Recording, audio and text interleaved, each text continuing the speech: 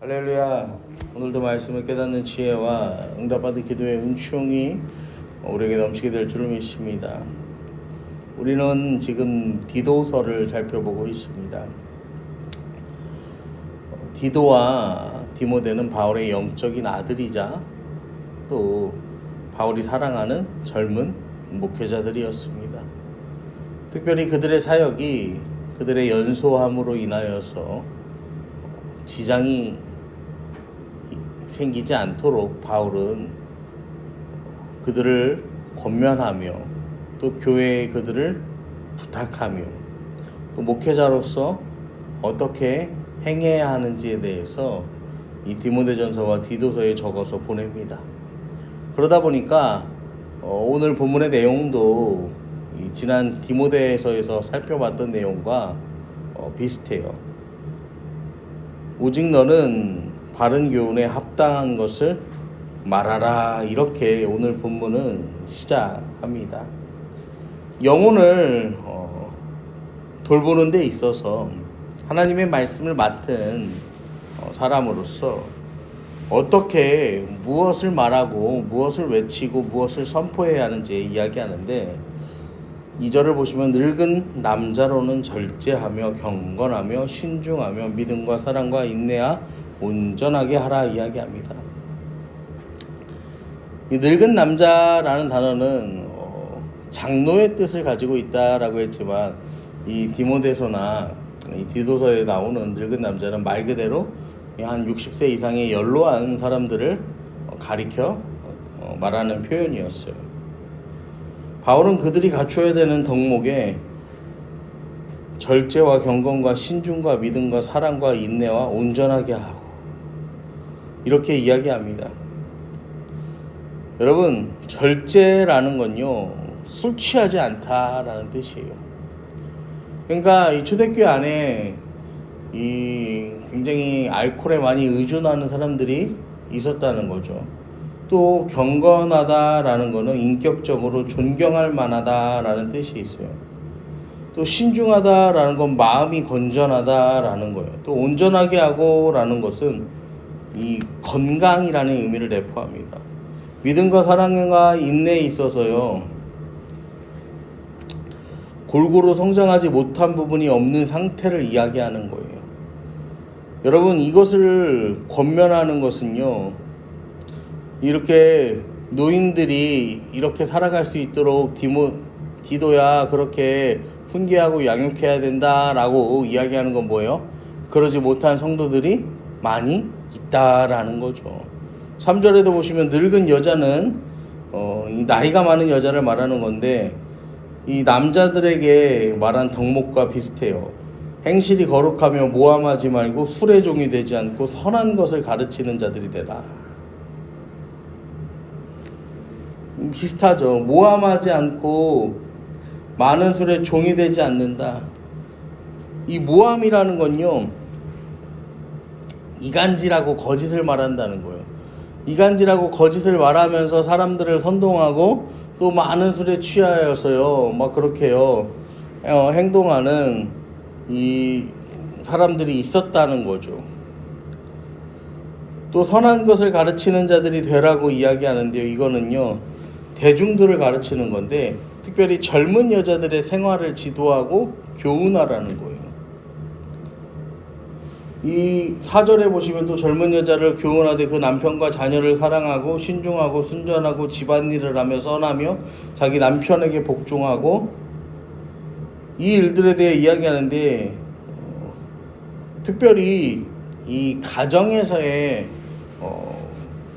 어떤 자세에 대한 이야기가 많습니다. 왜냐하면 그 당시에는 지금 시대와는 다르게 여성들의 이 활동은 대부분 가정에서 이루어졌기 때문에 이 가정에서의 이 덕목을 바울이 이야기를 했는데요.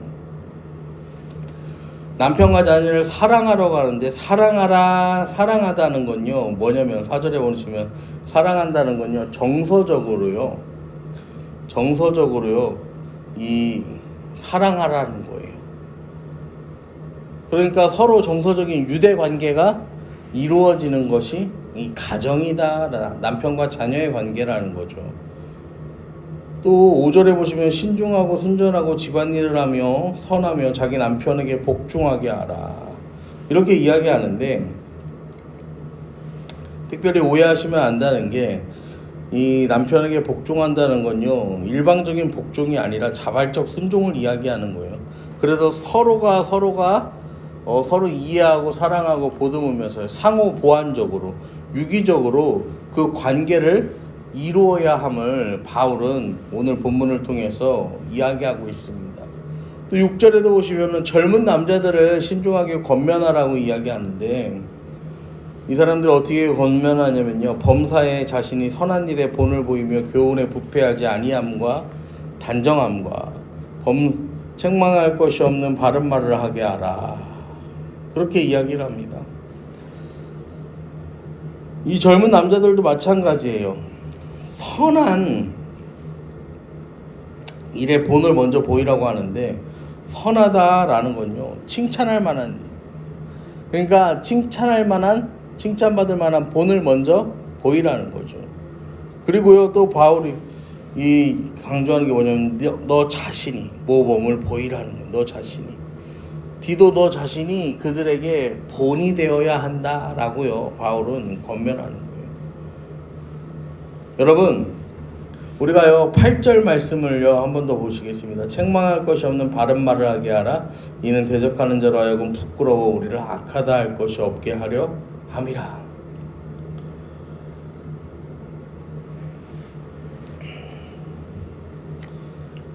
여러분 책망할 것이 없는 바른 말을 하라. 이는 대적하는 자로 하여금 부끄러워 우리를 악하다 할 것이 없게 하려 함이라. 교회 안에서요 성도들의 삶이 어땠냐면은 이 교회를 공격하는 자들이요 부끄럽지가 않아. 교회를 공격해도. 왜냐하면 그들의 삶이 전혀 거룩하지 않았기 때문이에요. 그들의 삶이 전혀 하나님 보시기에 기쁨이 되지 않았기 때문이에요. 그러니까요 교회를 공격하는 자들이요 아무리요 신나게 교회를 공격해도요 그들이 부끄럽지 않은 거예요. 오히려 힘을 얻어서 봐라 저놈들 저렇지 않느냐, 저 사람들 저렇게 문제가 심하지 않느냐 막 이야기를 하는 거예요. 여러분 그런데요 시간이 지나니까 어떻게 된다는 거예요? 그들이 부끄러워서 우리를 악하다 할 것이에요. 점점 성숙해져 가는 거죠. 점점 그 신앙이 성숙해져 가는 거예요.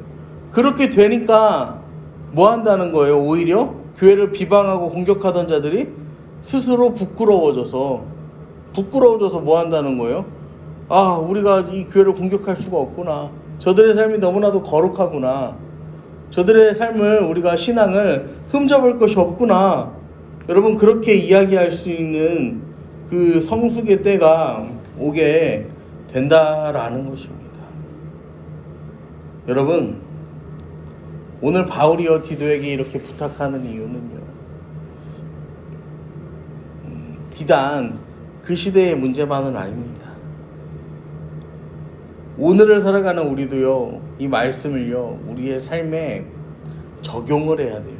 우리의 삶에 적용을 해야 돼요. 그래서 우리가 먼저 이 삶 가운데에서 그것을요 본을 보여야 합니다. 여러분 우리가 그렇게요 성숙한 그리스도인으로서 삶의 본을 보일 때 우리의 자녀가 또 우리 공동체 안에서 우리의 이웃이요 우리의 그 모습을 보고 그 가운데에서요 하나님의 모습을 보게 됨을 여러분 믿으시기를 바랍니다.